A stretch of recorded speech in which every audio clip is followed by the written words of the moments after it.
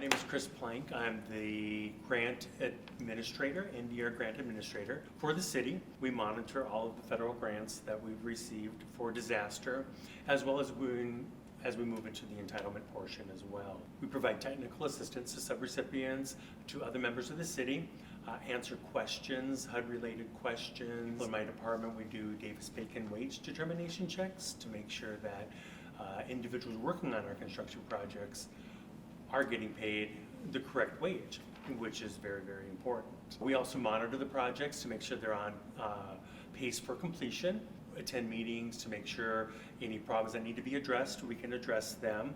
We do need someone to manage the community development block grant, the disaster recovery funds, as well as the national disaster recovery funds that we received.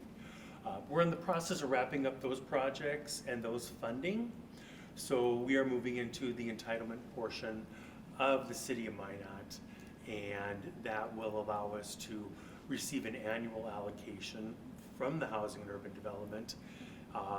And we're able to select projects and work with whether it's developing after-school programs, whether it's assisting those with handicap accessibilities, some street maintenance.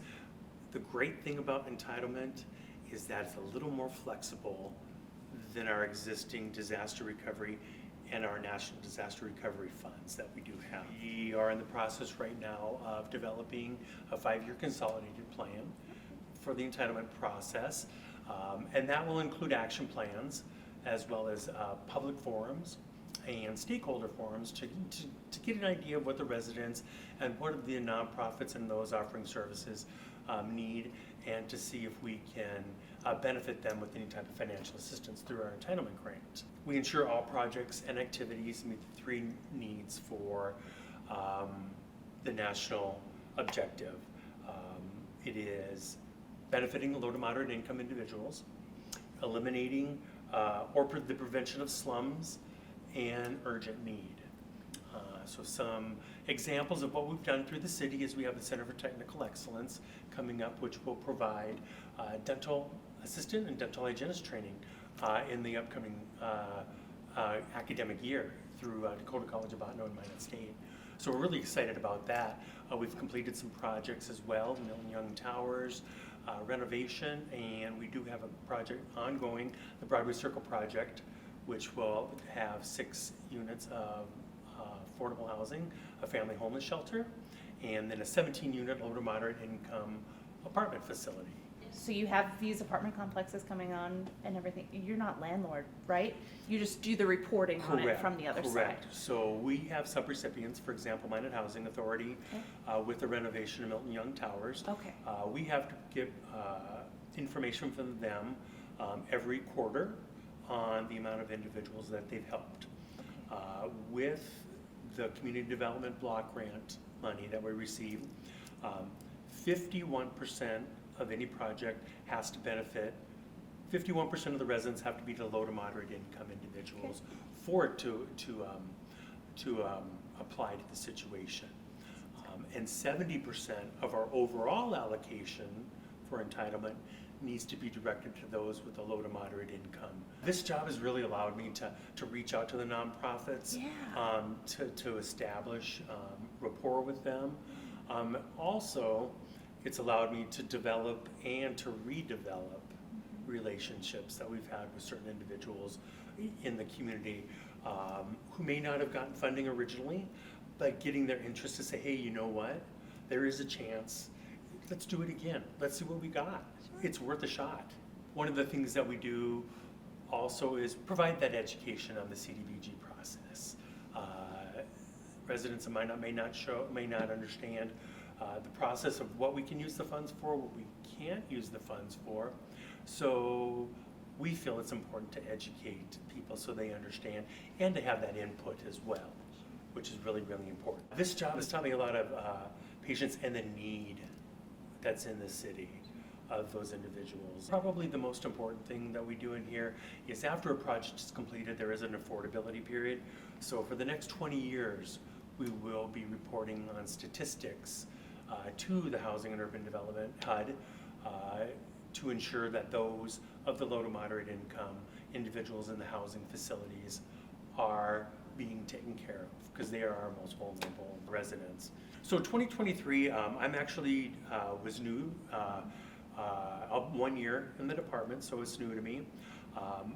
The budget for my department is a little different than the budget for other departments. Through our disaster recovery funds and our national disaster recovery funds, we're able to take 5% of the total and use it for administrative costs, such as salaries. Like currently we pay my salary, my federal compliance officers, and we also pay the full salary for one of the accountants. Okay. Now, other individuals such as the city manager, internal auditor, any finance individuals who do come to meetings can charge time to our administrative fees. So we do pay for that as well. So that's one thing. As we move into the entitlement portion, we're able to take 20% to use for the administrative fees. And that includes 20% of any program income that we may receive from any leasing options, any Section 108 housing that we may do, or any other types of money that may come back as a result of us investing our entitlement funds or disaster recovery funds into a project. We used our admin funds in 2023 to become a member of the National Community Development Organization. And what that does is that provides my department with 150 to 300 individuals throughout the U.S. who perform the same job we do. So it's a great resource for us to actually pose a question. Hey, are you doing this for your city? How did you do it? Can you do that?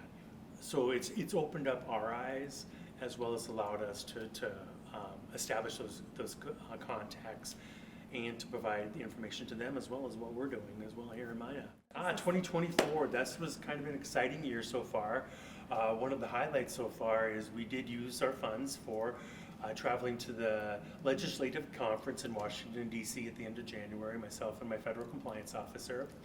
This allowed us to meet with our Senator Hoeven and Senator Kramer's office, not only to thank them for their support for the Community Development Block Grant program, but also to give them an update on the projects and the progress that we're making as a city to work with those vulnerable individuals that HUD is. We also have admin funds that we use for consulting with CDM Smith, and we have an eminent domain attorney who is very versed in the eminent domain process. Since we're still going through that with a few properties, we do pay those consulting fees as well. So 2025, you know, the future's always exciting. Staff is a big issue. Again, paying those out of our admin funds. We may be looking to add another individual to the NDR department, someone to help with the administration. Traveling to the legislative conference again in Washington, D.C. was such a benefit to meet those others in our same work job, lifestyle, and getting their input, understanding their struggles, and just knowing that you're not alone. My department impacts a lot of what is done in the city. One of the things for areas improvement that we've seen on there is the use of funds to create affordable housing. We do have the Service Heights for 55 and older on North Hill. We redid Milton Young Towers, created some 1 bedrooms to 2 bedrooms, increased the fire suppression system so they can be safe in there. We have some townhomes by Park South too, renovated some apartments in Park South. We also have Blue on Broadway. Yeah. That was another recipient. I didn't know that was you guys either. Yeah, so Okay. for 20 years, 51% of those apartments in that complex need to be dedicated towards those with LMI eligibility. And then we have the 17-unit LMI facility being built at our Broadway Circle project. We see it across the city.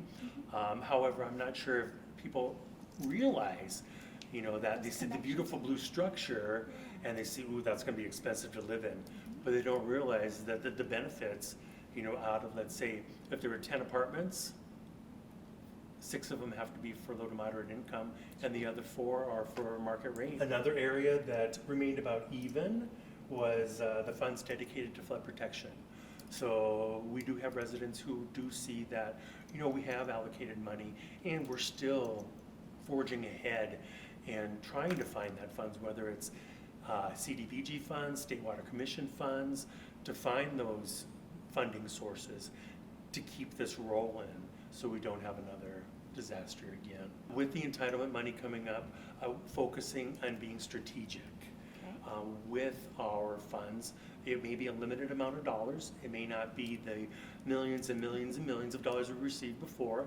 So being strategic with our money, being creative with the money, while benefiting the most, having a bigger impact on the community moving forward.